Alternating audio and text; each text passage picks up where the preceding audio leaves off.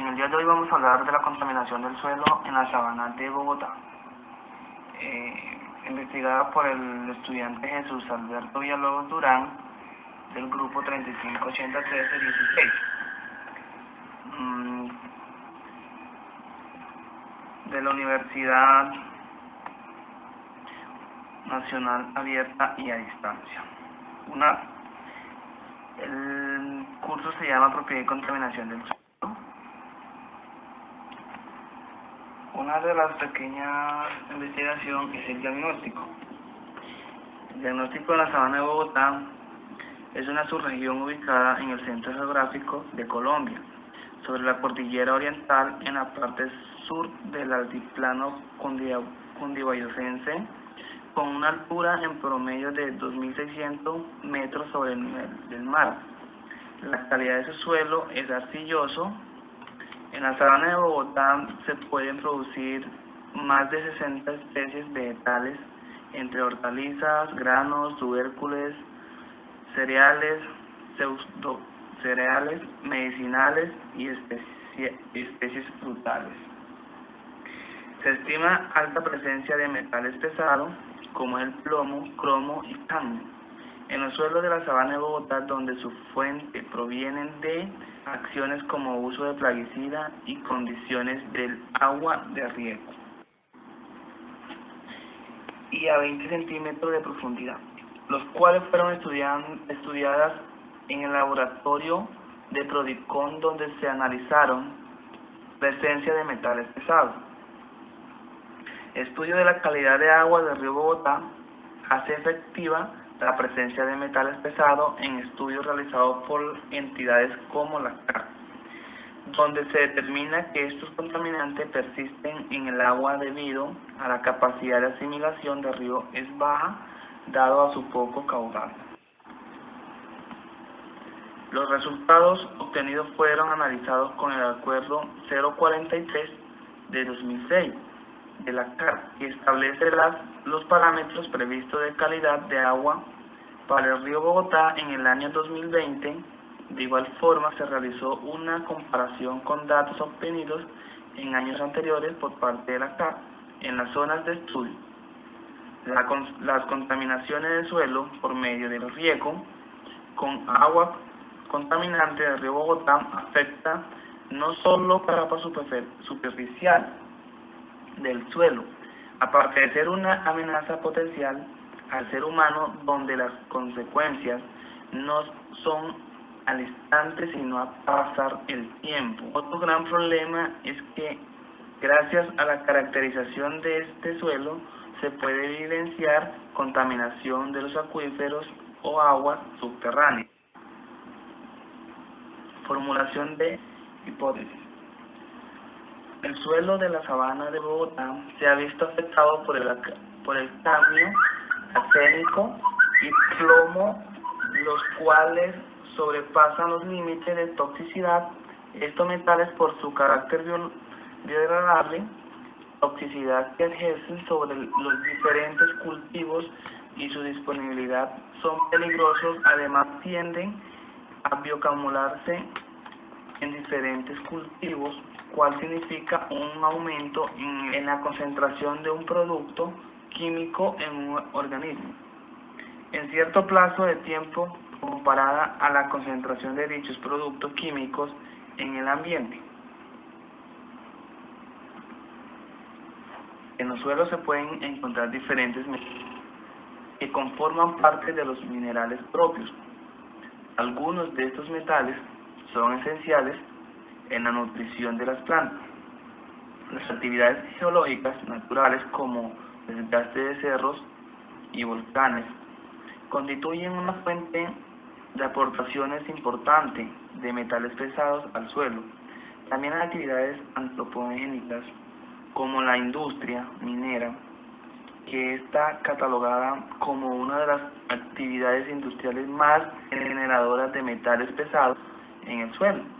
Los metales pesados pueden estar presentes como iones libres o disponibles, compuestos de sales metálicas solubles o bien compuestos insolubles, o parcialmente solubilizables como óxidos, carbonatos e hidróxido. La hipótesis principal de nuestro trabajo se dirige de las razones por las cuales hay presencia de contaminación acumulados en los suelos. Son las salas solubles en agua de los metales pesados, dentro de los que se encuentran el plomo, cadmio, mercurio, que son muy tóxicos y acumulables por organismos que los absorben, como las plantas, los animales, los cuales a su vez son fuentes de contaminación de las cadenas alimenticias. Al ser ingerido por alguno de esos eslabones, al ser ingerido por el hombre en el agua y alimentos contaminados por los compuestos de mercurio, plomo o cadmio, le provocan enfermedades que pueden llegar hasta la muerte. En general, los metales pesados incorporados al suelo pueden seguir 4 diferentes vías. La primera consiste en quedar retenido en el suelo, ya sea disuelto en la fase acuosa del suelo o ocupando sitios de intercambio. La segunda, absorbido sobre la constituyente inorgánico del suelo. La tercera, asociado en la materia orgánica del suelo. Y cuarta, precipitadas como sólidos puros o mixtos. Por otra parte, se puede absorber por las plantas y así incorporarse a las cadenas tróficas. Pueden pasar a la atmósfera por volatilización y pueden ser movilizados a las aguas superficiales o subterráneas. Propuesta de solución del problema. Los primeros es la descontaminación de la zona, tanto del suelo como del recurso hídrico, que se está usando en el proceso de riego.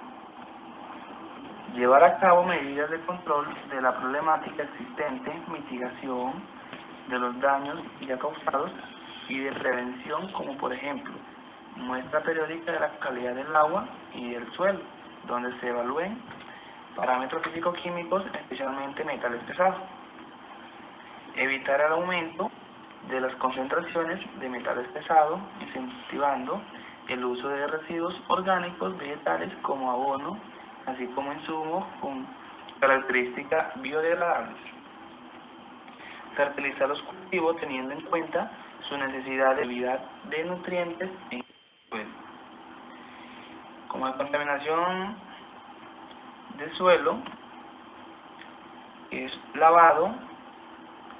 El lavado del suelo es un tratamiento generalmente éxito en el que el suelo excavado es previamente separado físicamente por tamizado, densidad o gravedad para eliminar las partículas de grava más gruesas, con poca capacidad de absorción de la fracción fina y seguidamente lavado con extracto químico que permitan absorber y solubilizar los contaminantes. Van Bergstrom. Después del tratamiento químico, el suelo se vuelve a lavar con agua para eliminar los contaminantes y agentes extractamente residuales y se devuelve a su lugar de origen. La eficacia de esta técnica depende del grado de absorción del contaminante, controlado por una serie de propiedades del suelo, como el pH, la textura, la capacidad de intercambio catiónico, la mineralidad o el contenido en materia orgánica, y otros factores como el tiempo que hace que el suelo esté contaminado o la presencia de otros elementos tóxicos. Como podemos ver aquí, este es el proceso de lavado de suelos contaminados.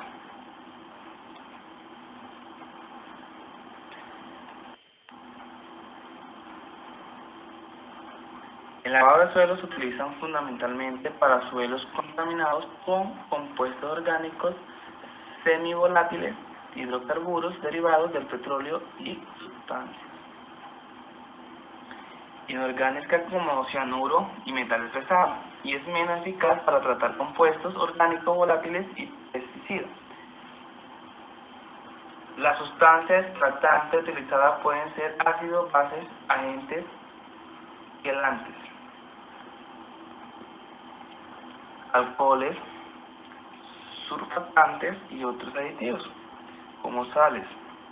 Se ha visto que agentes quelantes como el ácido etilendiaminotetracético, el ácido cítrico y el ácido nitroloteacético, ácidos como el ácido clorhídrico, son eficaces a la hora de eliminar.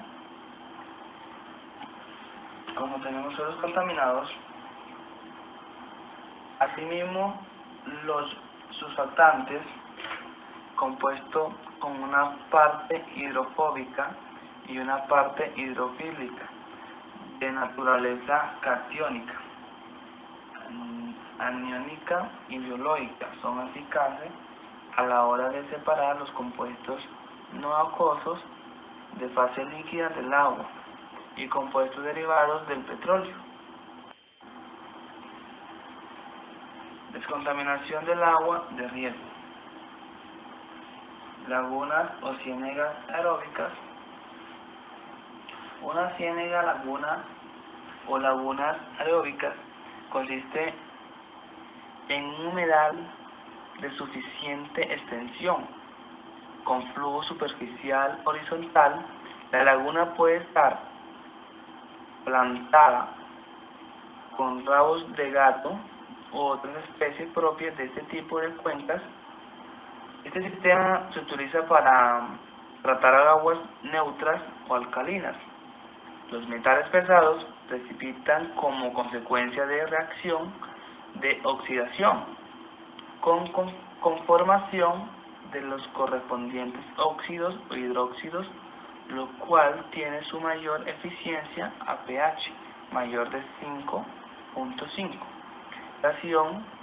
Aireación del agua previa a su paso por la laguna. Se produce haciéndola pasar por pequeños saltos y rápidos. El sistema es especialmente eficiente en la reducción del contenido en hierro, pero el pH puede incrementar considerablemente debido a las reacciones de oxidación. Como podemos ver aquí, este es un montaje de una piscina.